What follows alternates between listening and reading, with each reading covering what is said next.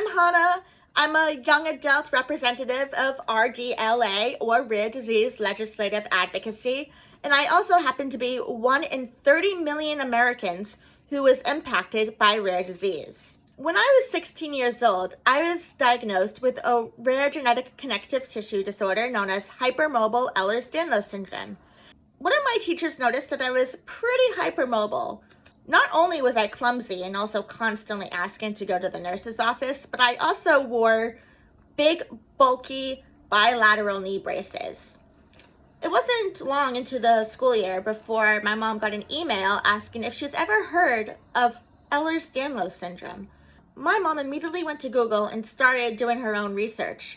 As she was reading, she was like, that's my daughter. Turns out she was right. Flash forward, and I am 26 years old, constantly fighting for a better quality of life for not just myself, but the rare disease community as a whole. In honor of Rare Disease Week, the Every Life Foundation for Rare Disease is petitioning for a steady and robust federal agency leadership, federal biomedical research funding, and public health agency support. So why does this matter? There are roughly 10,000 known rare diseases, and out of those 10,000, fewer than 5% have an FDA-approved treatment.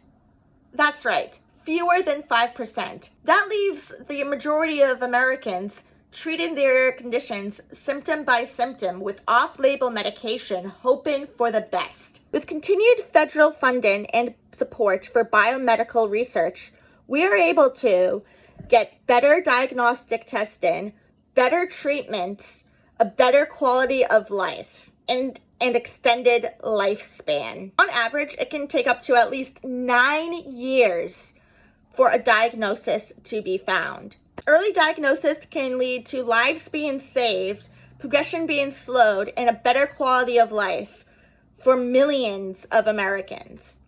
Removal of key experts at health and human services agencies, including the National Institute of Health, the Federal Drug Administration, and Center for Disease Control, paired with recent executive orders on the halting of federal funding and communications, threatens hope for the rare community. The quality of life for rare patients is endangered without the support from federal agencies and federal funding for research. From the bottom of my heart, I am asking you to sign this petition so rare kids like me can grow up to be rare adults who not just survive, but thrive.